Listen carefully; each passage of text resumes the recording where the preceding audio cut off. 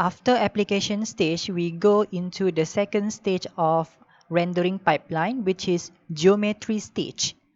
The geometry stage, which is responsible for the majority of the operation with the polygons and also vertex, that can be divided into the following substages. For this geometry stage, is have these substages that consist with the first one, model and view transformation.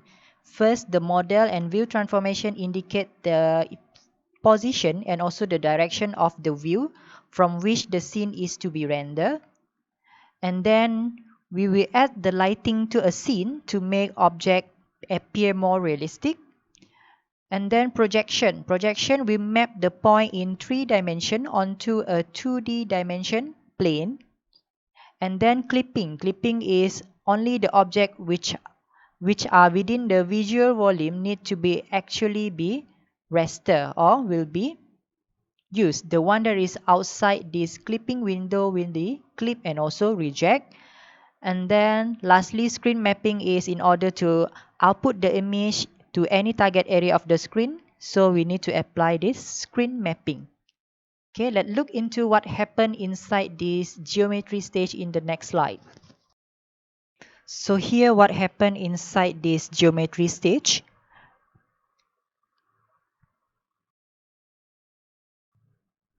Okay, it's done in the hardware. If you still remember, in the application stage, is done in the software, but this geometry stage is done in the hardware.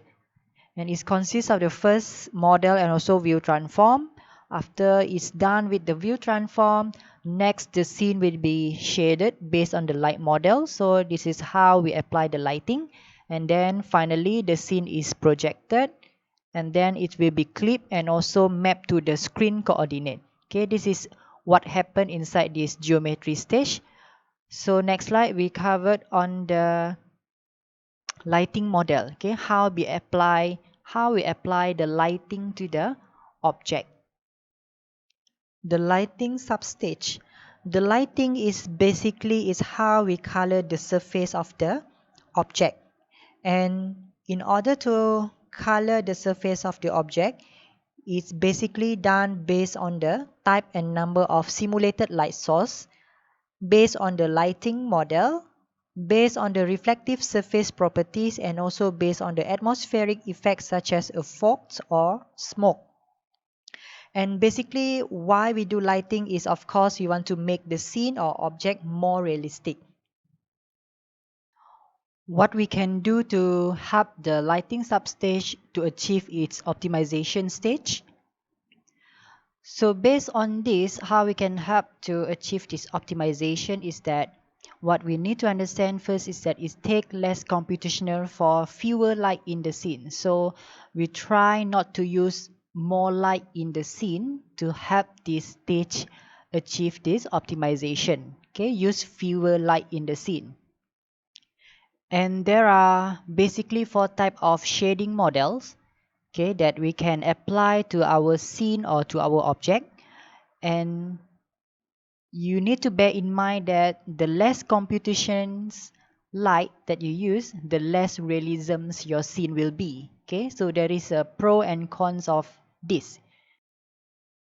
And these 4 types of shading model consist of wireframe models, flat shaded models, ground shaded, and also Phong shaded. So there are 4 types of shading: wireframe, flat shaded, ground shaded, and Phong shaded. So let's see what are the differences between these 4 types of shading models in the next slide.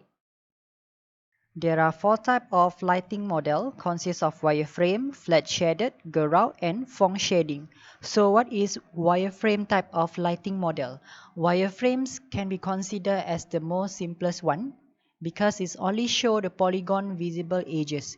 Okay, for this type of wireframe, it's only show the wireframe only.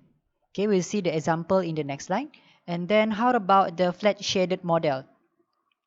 For flat shaded models, it will assign the same color. Okay, it will assign the same color to all the pixels on the polygons of the object. Okay, for all the pixels on the polygon, all use the same colors. For ground type of shading, or we can call this as a smooth shadings, it will interpolate colors inside the polygons based on the color of the edges. Okay, this one is the color of the polygons will be based on the color of the edges. And then the last type of lighting model is Phong shading. For Phong shadings, it will interpolate the vertex normal before calculate the light intensity based on the model described. So this one, it will interpolate the vertex and before it calculate the light intensity, okay, the number of light based on the model that have been described.